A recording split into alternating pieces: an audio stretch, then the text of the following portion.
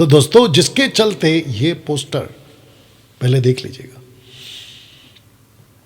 और इसकी जानकारी मुझे मिली है यशार की पुस्तक से। इंग्लिश में यशर, हिब्रू में यशार, हिंदी में भी यशार। लिखा है फर्स्ट फेरो, जिसका नाम है रिकायोन,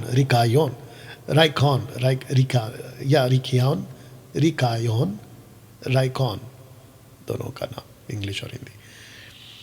ये वो लड़का था जो बहुत खूबसूरत था, बुद्धिमान था, सब कुछ था, लेकिन गरीब था।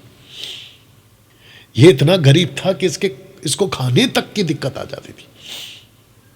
और इसने सोचा कि क्यों ना मैं मिस्र जाऊं, और ये वहां पहुंचा। इसकी ये देख लीजिए, चैप्टर 14 वर्स 1 to 33, आप जाके गूगल पे आप इसको पढ़ सकते हैं। मैंने पढ़ रखा है इसलिए मैं बोल रहा हूं, सब कुछ नहीं रखा मैंने।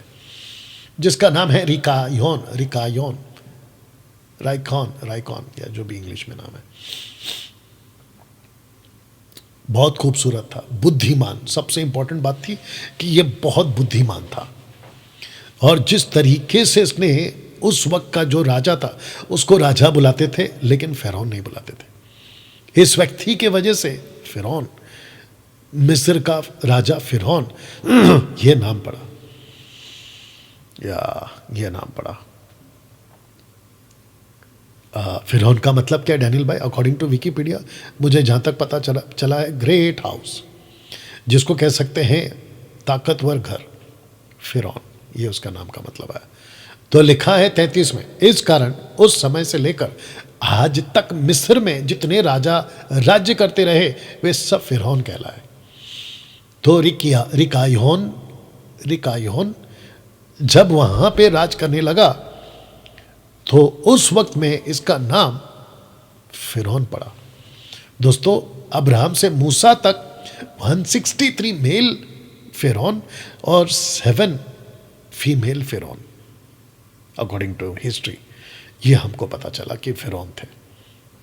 इसलिए मूसा के टाइम पे भी आप जब बाइबल पढ़ते हो ना, तो फिरौन आएगा। ये नाम नहीं है, ये उनका टाइटल है, फिरौन। ओके ना दोस्तों, जैसे ही अब्राहम इस प्रतिज्ञा के देश में पहुंचता है, जिसको माफ करना, प्रसिद्ध देश में पहुंचता है, तो जैसे ही वहां पर पहुंचता है इसको रास्ते में रोक लेते हैं, क्योंकि अकाल पड़ा था कनान में, प्रतिज्ञा के देश में। यह पहुंचा है प्रसिद्ध देश में, और वहां पे अनाज बहुत है।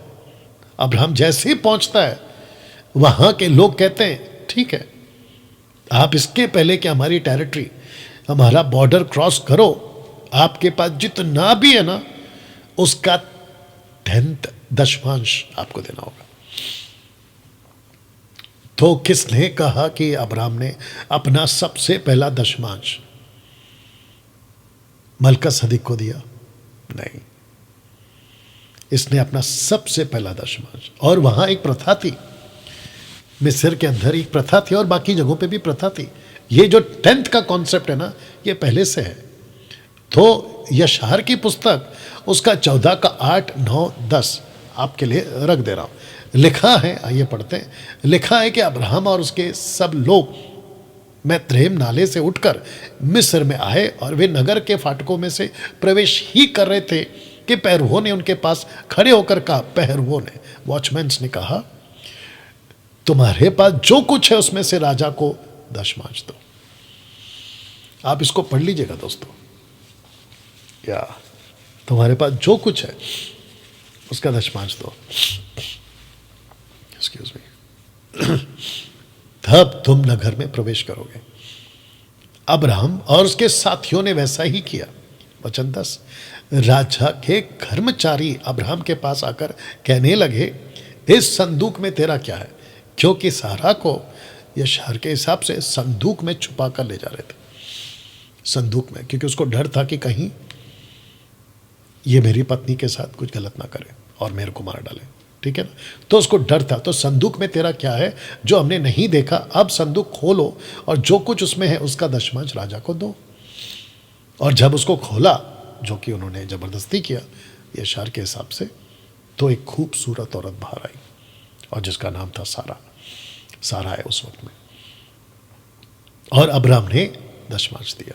ओके ना दोस्तों, इस पुस्तक के हिसाब से जब उस वक्त का जो फैरो था यानी कि राजा था, उसने जब तक उसको नहीं पता चला कि ये उसकी वाइफ है, उसके साथ में उसने सोचा कि मैं है ना फिजिकल रिलेशन या शारीरिक संबंध बनाऊं। लेकिन परमेश्वर ने स्वर्गदूत को भेजकर उसको अच्छी डांट लगाई इस पुस्तक के हिसाब से, और वो बड़ा डर गया। तब जाकर राजा ने यानी कि फिरौन ने अब्राहम को बहुत ब्लेस किया, क्योंकि उसको पता चल गया कि यह आदमी साधारण नहीं है, ये कोई तो सच्चा परमेश्वर है, ये उसका सेवक है और मैं इसके साथ में गलत काम नहीं कर सकता। तो उसको बहुत ब्लेस किया। लेकिन ब्लेस करते करते उसने एक चीज और दी, बहुत ध्यान से सुनना, जो कि हमको बाइबल, प्रोटेस्टेंट बाइबल नहीं बताती दोस्तों। और एक चीज का कॉन्सेप्ट बता देता हूं कि हमारे पास में 3 ऐसी पुस्तक है जिससे हम परमेश्वर को, यीशु के साथ और यीशु के बारे में जो जानकारियां हैं, 3 रिसोर्सेस हैं हमारे पास। सबसे पहला है यहूदियों की किताबें, बहुत ध्यान से सुनना, यहूदियों की किताबें। दूसरा है कैथोलिक की किताबें, और तीसरा है प्रोटेस्टेंट की किताबें। मैंने बाइबल नहीं बोला अभी तक, मैंने बाइबल नहीं बोला। क्यों नहीं बोला मैं आपको बताता हूं।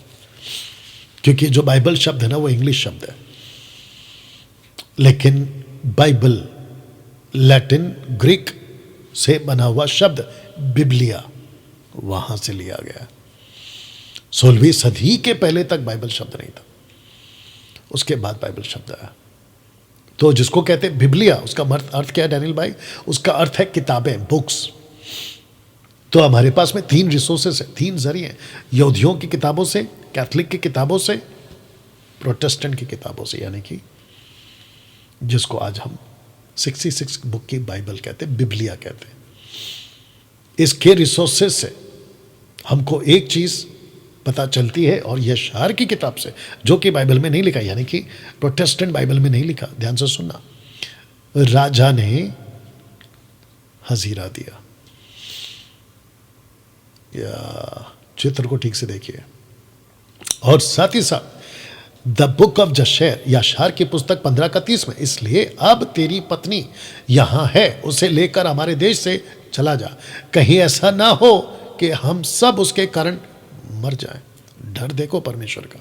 और फिर उन्हें अब्राहम को देने के लिए पशु, दास दासियां, चांदी, सोने ले लिए, उसकी पत्नी सारे को उसके पास लौटा दिया।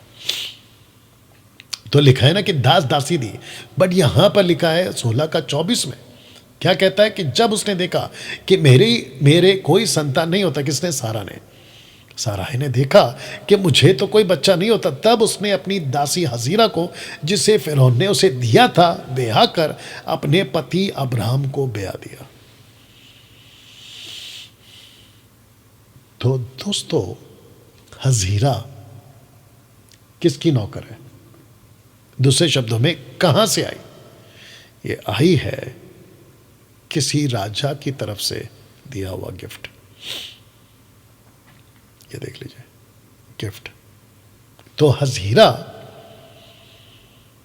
सारा के लिए गिफ्ट था, जैसे एलियाजर निम्रोद की तरफ से अब्राहम के लिए गिफ्ट था। यहां एलियाजर है अब्राहम के लिए, वहां सारा है फिरौन की तरफ से, मिस्र की तरफ से हजीरा। ये देख लीजिए, फिरौन की तरफ से नीचे लिखा है। ओके ना दोस्तों, अब क्योंकि बात हो रही है हजीरा की, तो मैं आपको बता दूं कि हजीरा आती है हाम की लाइन से, और आपको पता होगा कि हाम कौन है, इसकी स्टडी मैं दे चुका हूं। और साथ ही साथ इश्माइल जो इसके द्वारा पैदा हुआ, यानी कि अब्राहम का बेटा इश्माइल, और इसकी लाइन को हम कनेक्ट करेंगे शेम के साथ में। तो हजीरा की लाइन है हाम से, और अब्राहम और इश्माइल की लाइन को हम काउंट करेंगे शेम से। इसका कनेक्शन क्यों है मैं आपको बताता हूं। उत्पत्ति 16:10 में लिखा है कि यहोवा के दूत ने उससे कहा, मैं तेरे वंश को बहुत बढ़ाऊंगा। यहां तक कि बहुतायत के कारण उसकी गणना ना हो सकेगी। और यही वादा उसने किया था अब्राहम से कि तू चिंता मत कर, तू चिंता मत कर अब्राहम, मैं तुझे अपना खुद का बेटा दूंगा, लेकिन जो ये बेटा है यानी कि इश्माइल, मैं उसको भी बहुत बढ़ाऊंगा और यहां तक कि मैं उसके 12 राज्य बनाऊंगा। मैं रखूंगा आगे, मैं उसके 12 राज्य बनाऊंगा। जैसे याकूब के 12 बच्चे, वैसे इश्माइल के 12 बच्चे, यानी कि 12 राज्य, 12 गोत्र, 12 राज्य। इंटरेस्टिंग, ऑफ कोर्स मैं जानता हूं। ओके ना, उत्पत्ति 16 का 11 आइए पढ़ते हैं। यहोवा के दूत ने उससे कहा, देख तू गर्भवती है, पुत्र जनेगी, ध्यान से सुनना, उसका नाम इश्माइल रखना, इश्माइल, क्योंकि यहोवा ने तेरे दुख का हाल सुन लिया। तो इश्माइल के नाम का मतलब क्या मैं रखूंगा, वचन 12 को पढ़ने जा रहा हूं। और वह मनुष्य बनेले गधे के समान होगा, इंग्लिश में इसको नाम आया वाइल्ड मैन। और अय्यूब की किताब में भी इसका जिक्र है, गधेले, माफ करना, बनेले गधे के समान। ओके, परमेश्वर अय्यूब से बात करते वक्त में बनेले गधे की बात करता है, जो कि वाइल्ड है। उसका हाथ उसके विरोध उठेगा, सब उसके हाथ उसके विरोध उठेंगे, उसका हाथ सबके विरोध उठेगा और सबके हाथ उसके विरोध उठेंगे, मतलब एक दूसरे के विरोध में, ऐसा बोल सकते हैं। और वह अपने सब भाई बंधुओं के मध्य में बसा रहेगा। अपने भाई बंधुओं के मध्य में का मतलब क्या है, इजरायलियों के बीच में ही रहेंगे ये लोग। और ऐसा क्यों, मैं कनेक्शन रखूंगा। हिब्रू ओरिजिन मीनिंग, यानी कि हिब्रू का ओरिजिनल पुराना बिगिनिंग मतलब क्या है, लिखा है गॉड विल हियर। ऊपर आप पढ़ सकते हैं कि परमेश्वर ने खुद तय किया कि इस बच्चे का नाम रखा जाएगा इश्माइल। खुद परमेश्वर ने तय किया इश्माइल। इसका मतलब क्या है कि गॉड विल हियर, परमेश्वर सुनेगा। वाह दोस्तों, उत्पत्ति 25 का 18 पहले पढ़ दे रहा हूं। लिखा है कि उसके वंश, ब्रैकेट में इश्माइल, हवीला से शुरू तक जो मिस्र के सम्मुख अशूरा के मार्ग में है बस गए, उनका भाग उनके सब भाई बंधुओं के सम्मुख पड़ा। 137 एज में, यानी कि 187 की उम्र में इश्माइल की मौत होती है। लेकिन इसके 12 राज्य हैं, वो आपको कनेक्शन दे रहा 25 का, उत्पत्ति 25 का 16 में लिखा है, इश्माइल के पुत्र यही हुए और उन्हीं के नामों के अनुसार उनके गांव और छावनियों के नाम भी पड़े, और ये 12 अपने अपने कुल के प्रधान हुए। 12 या 12 बताइए, ये उन्हीं के बीच में रहेगा, ऐसा लिखा। दोस्तों अभी तक कैसा लग रहा है, ये फोटो देख लो पहले। लिखा है कि दोनों का आपस में कभी नहीं जमा, इश्माइल का और इसहाक का आपस में कभी नहीं जमा इनका। और जबकि परमेश्वर क्या कहता है कि ये तुम्हारे बीच में ही रहेंगे। इसका कनेक्शन क्या है डैनियल भाई, अभी रख रहा हूं, जबरदस्त कनेक्शन है ना। ऊपर है सारा और नीचे है हजीरा। गलातियों की किताब में पौलुस को यह प्रकाशन मिलता है जहां पर ये दोनों पैदा हुए थे, अरब मिडल ईस्ट। लिखा है कि तुम जो व्यवस्था के अधीन होना चाहते हो, मुझसे कहो, क्या तुम व्यवस्था की नहीं सुनते? कैसे, आइए पढ़ते हैं। लिखा है कि इब्राहिम यानी कि अब्राहम के 2 पुत्र हुए, एक दासी से और एक स्वतंत्र से। तो पौलुस दासी को नाम देता है किसका, और स्वतंत्र स्त्री को नाम देता है किसका? आइए सुनते हैं। परंतु जो दासी से हुआ वो शारीरिक रीति से जन्मा, और जो स्वतंत्र स्त्री से हुआ वो प्रतिज्ञा के अनुसार जन्मा। इत्तेफाक नहीं था ये कि अब्राहम के घर में 2 औरतों से 2 बच्चे पैदा हुए। अब्राहम से 2 औरतों से 2 बच्चे पैदा हुए, ये इत्तेफाक नहीं था। ये बल्कि परमेश्वर की एक सीख के लिए दृष्टांत के रूप में रखूंगा इजरायलियों को, और साथ ही साथ जो आगे पढ़ेंगे या समझेंगे उन लोगों के लिए। तो लिखा है वचन 24 में, इन बातों में एक दृष्टांत है। कौन सी बातों? ये शारीरिक और स्वतंत्र स्त्री, प्रतिज्ञा की औरत, शारीरिक औरत, एक दृष्टांत है। दृष्टांत क्या है? लिखा है कि ये स्त्रियां, प्लूरल फॉर्म है, ये स्त्रियां मानो दो वाचाएं हैं, दो कवनेंट है, दो वाचाएं हैं। एक तो सीने पहाड़ की जिससे दासी ही उत्पन्न होते हैं, दास ही उत्पन्न होते, माफ करना, और वह हजीरा है। इसका मतलब क्या है? बहुत ध्यान से सुनना। हजीरा सारा की क्या है? नौकर, स्लेव, दासी है। तो उसे जितने भी बच्चे पैदा होते गए आगे तक, उन सब बच्चों ने कभी खुद को नहीं कहा कि हम इज़राइल के वारिसदार हैं या फिर हम प्रतिज्ञा के वारिसदार हैं, नहीं बोला। क्योंकि लिखा है एक तो सीने पहाड़ की जिससे दास ही उत्पन्न होते हैं और वो हजीरा है। तो जितने भी बच्चे पैदा होते थे वो इसहाक के लिए नौकर ही थे। इसलिए मैंने ये फोटो रखा कि दोनों का आपस में कभी नहीं जमा, क्योंकि एक नौकर है और एक वारिसदार है। क्या गजब का कनेक्शन है, नहीं ना? लिखा है कि वह हजीरा, अब इसको सुनो, 25 वचन। हजीरा मानो अरब का सीने पहाड़, अरब का सीने पहाड़। आधुनिक यरूशलेम उसके तुल्य है, क्योंकि वह अपने बालकों समेत दासत्व में, या दासत्व में है, पर ऊपर की यरूशलेम स्वतंत्र है, वह हमारी माता है। अब आपको कनेक्शन याद आया माता का? यशायाह ने क्या कहा? अपने मूल पुरुष अब्राहम को और अपनी माता सारा को याद करो, ध्यान करो। बोला कि नहीं बोला? और मैंने आपको तब क्या कहा था कि इसके टाइम पे जब मैं आऊंगा तो कनेक्शन होगा कि माता क्यों कहा। अब देख लो।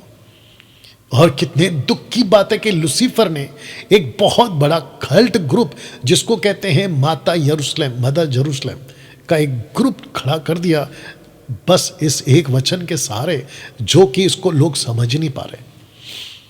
अब आप सोच के देखिए कि लूसीफर अगर किसी को अंधा बनाता है तो किस लेवल तक अंधा बनाता है कि आप अपना माथा पीटते रहोगे लेकिन उनको बिल्कुल समझ नहीं आएगा।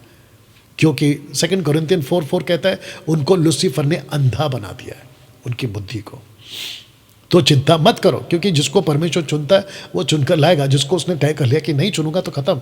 आप कितना भी, इसलिए मत्ती 7:6 क्या कहता है? सूअरों और कुत्तों के आगे मोती मत फेंको। तो मैं आपको भी कहना चाहता हूं कि अगर आप परमेश्वर का वचन किसी को सुना रहे हैं, अगर वो सुनता है तो प्रेज गॉड, नहीं सुनता है तो टाटा बाय बाय, सीधी बात ना। दोस्तों, ऊपर सारा यानी कि यरूशलेम स्वतंत्र है। ये कौन सा यरूशलेम की बात हो रही है? ये कौन से माता की बात हो रही है? और ये कौन से खूबसूरत औरत की बात हो रही है? जो कि मैंने कहा था कि सारा बहुत खूबसूरत थी, यानी कि कलीसिया। ऊपर की यरूशलेम स्वतंत्र है और वह हमारी माता है। प्रकाशित वाक्य 21 अध्याय, प्रकाशित वाक्य 22 अध्याय, परमेश्वर क्या कहता है कि यूहन्ना ने देखा कि एक नया शहर, एक नया यरूशलेम नीचे उतर कर आ रहा है। ये वही तो है जिसको आपको और हमको कहा गया एकलीसिया, कलीसिया, आप और मैं। क्या अद्भुत है, नहीं? दोस्तों, यहां तक कैसा लगा आपको? वंडरफुल।